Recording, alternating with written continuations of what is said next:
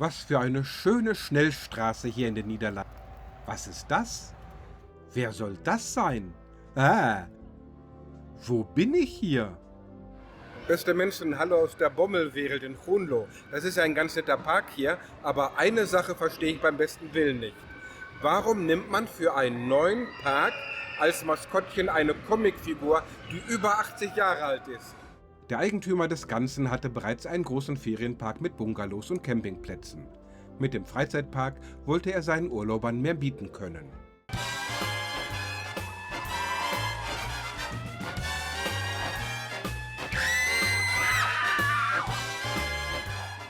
Die Zielgruppe sind Familien mit Kindern bis etwa 14 Jahre. Okay, aber warum dann als Maskottchen Olivier B. Bommel und Tom Poes? Figuren des niederländischen Zeichners Maarten Toornder. Der hat damit 1941 begonnen. Wer kennt das heute noch?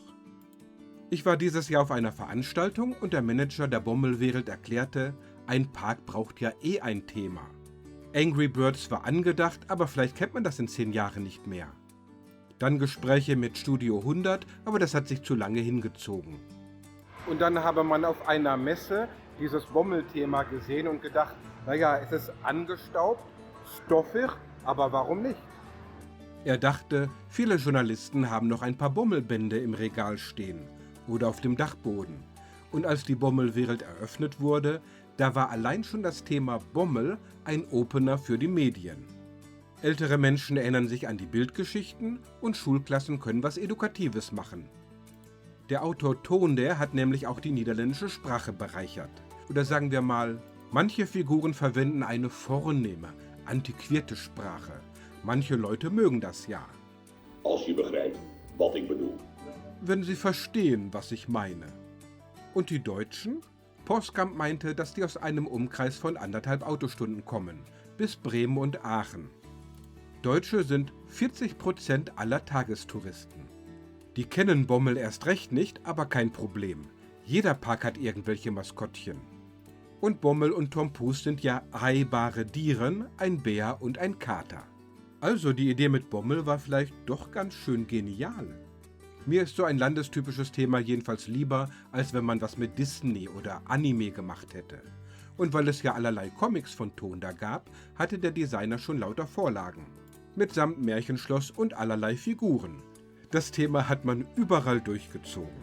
Die Toilette für Damen von Rang und Namen. Oder für standesgemäße Herren. Und hier hätte man sich mehr ausdenken können. Jüngst war ich an einem ziemlich leeren Wochentag da. Naja, das Museum ist bestimmt immer sehr leer. Nun gibt es auch Theatervorstellungen mit Vollplayback mit den beiden Damen im Kostüm und der Park soll weiter ausgebaut werden. Sonst wäre der Himmel auf Dauer auch ein wenig traurig. Und für die ausländischen Gäste ist fast der ganze Park dreisprachig, Niederländisch, Englisch, Deutsch. Sonst würde man ja auch kein Wort verstehen. Der Park ist ziemlich groß in einer langgestreckten Halle und nur selten wird erwartet, dass man extra zahlt. Jesus! Eine Achterbahn gibt es auch noch. Eine. Wer die Schlosstreppe scheut, es gibt einen Rundweg mit geringer Steigung, den man als Galerie verkleidet hat. Für einen Fahrstuhl müsst ihr das Personal ansprechen. Die Preise an sich fand ich ganz okay, aber das schaut ihr selber mal am besten aktuell auf der Website nach.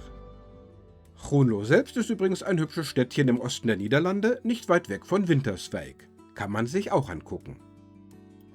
Ja, beste Menschen, das ist die Bommelwereld bei Groenlo. Ich hoffe, es hat euch gefallen. Tot ziens!